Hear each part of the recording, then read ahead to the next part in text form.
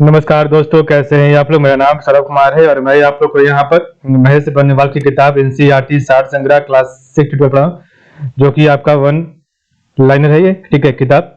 और इस किताब से हम लोग इंडियन पॉलिटी, भारतीय राज्य व्यवस्था का आपका रिवीजन वीडियो करें। तो आज हमारा चैप्टर नंबर 29 होगा और पार्ट नंबर जी होगा इसका। ठीक है, तो आपका विविध मिसलेनियस का चैप्टर नंबर 29 का पार्ट नंबर जी, जो कि आपका भारतीय संविधान की अन्य देशों के संविधान से तुलना जो है इसके बारे में पढ़ेंगे। ठीक है, तो इधर आपका देश की विशेषता जो भी आपका आपका इधर भारत, ब्रिटेन, अमेरिका, रूस, जापान, फ्रांस और जर्मनी के बारे में दिया।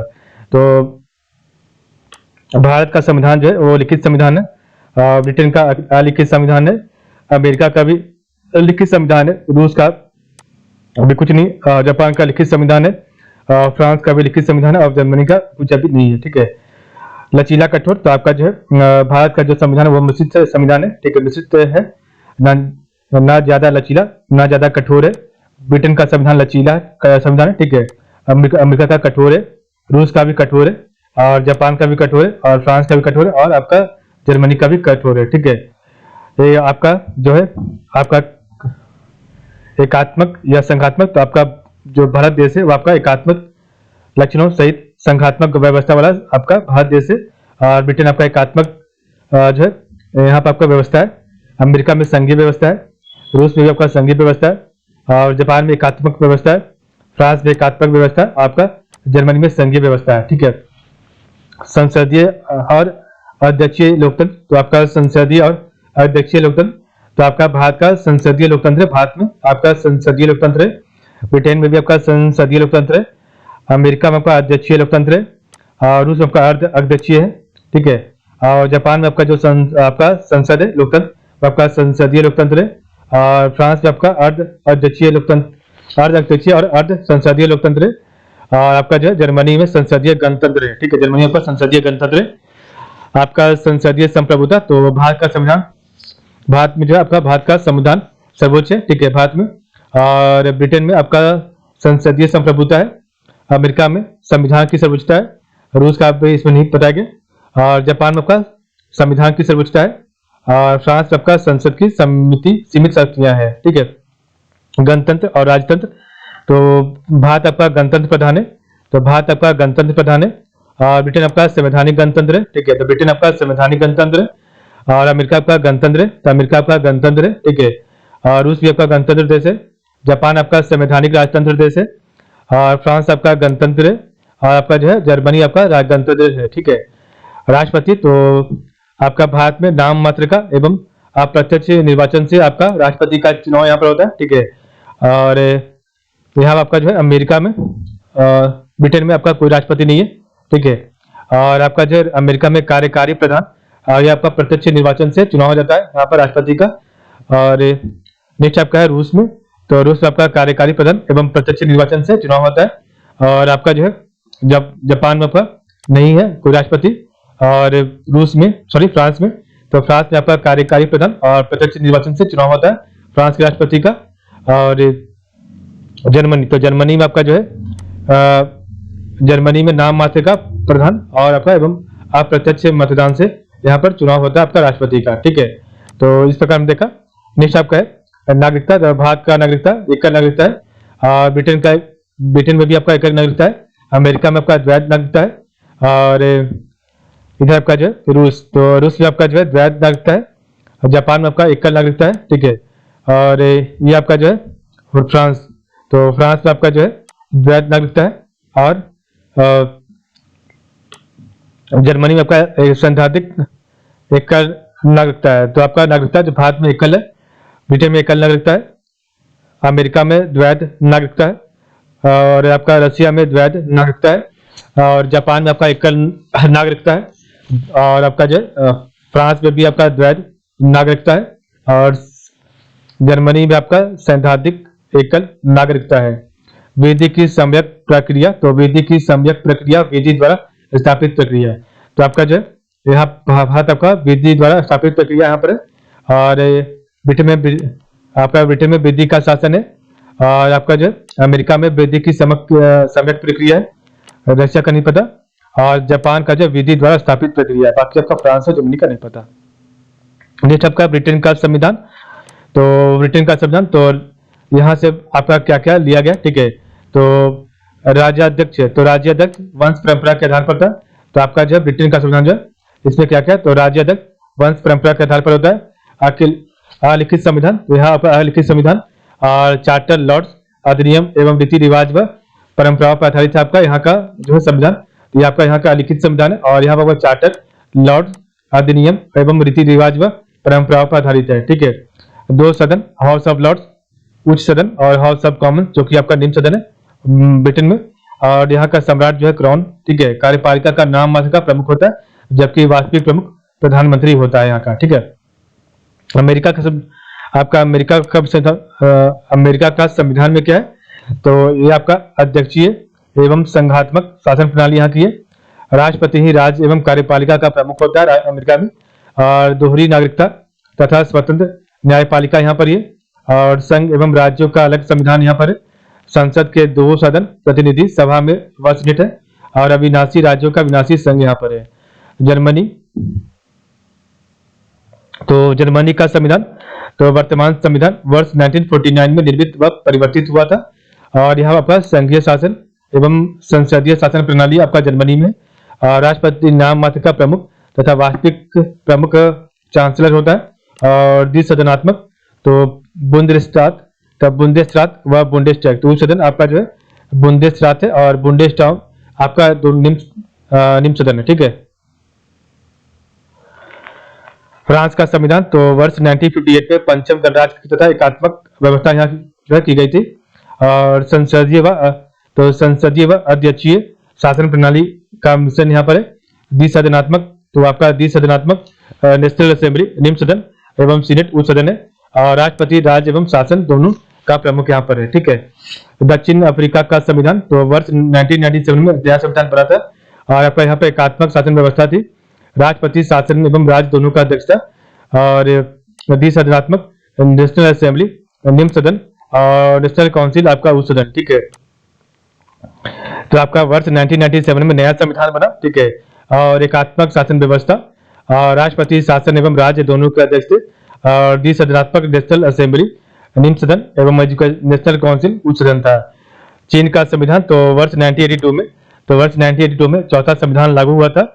और संसद एक सदनीय है, तो संसद एक सदनीय है। नेशनल पीपुल कांग्रेस और विधायिका ही सभी उच्च पदाधिकारियों की नियुक्ति करती है।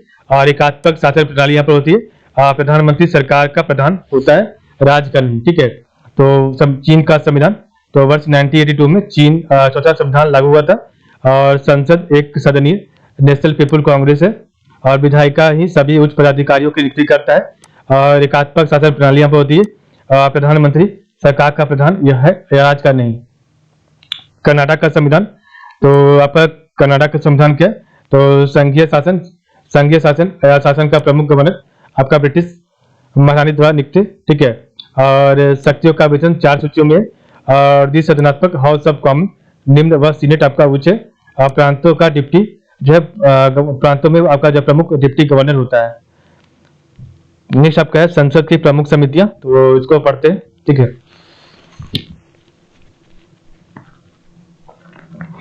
तो संसद की प्रमुख समितियां, तो आपका यहाँ पर वित्तीय समिति, ठीक है। तो आपका वित्तीय समितियों में जो पहला आपका वो आपका लोक लेखा समिति है। तो आपका लोक लेखा समिति वित्तीय समिति है।